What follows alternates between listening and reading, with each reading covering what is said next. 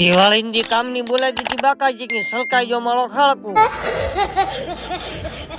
દ્વારકાધીશ જય શ્રી રામ. તો ને 22 દિવસ આગળની સાથે તો મારા તરફથી બધાને હેપી.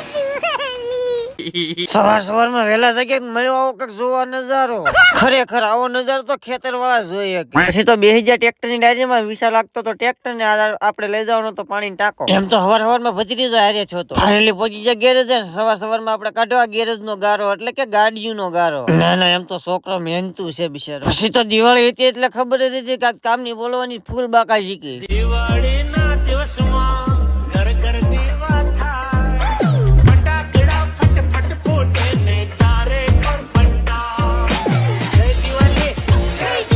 પછી તો હાંતા મેં હેલ્ડિંગ કરતા હતા મારા મોટ ભાઈ જીગરજાન મિત્ર સુજીશભાઈ આવી ખાઈ લીધો એનો મફત નો માવો. कैसे लोग रहते हैं यार. પછી તો નશો એવો છેડ્યો હું બોલાવતો તો બાકાજી. અચ્છા મારી બાકાજી કી પૂરી નો થઈ કે ખાળકુએ બાકાજી કી બોલાવી દીધી હલકાઈ ગયો. સાલા ये दुख કાય ખતમ નહીં હોતા બે.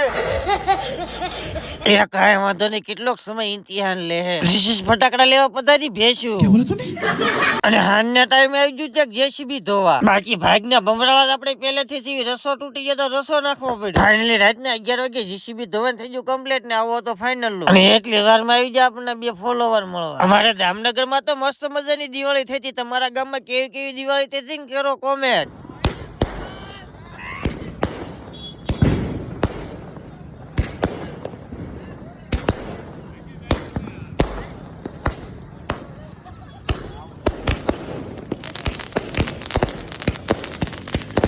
અને આપડી દિવાળી તો ગેરેજ જ થઈ ગઈ છે. તે હારું હાલો બધાને નવા વર્ષના અગાઉથી Ram Ram. Happy new year ને જય માતાજી.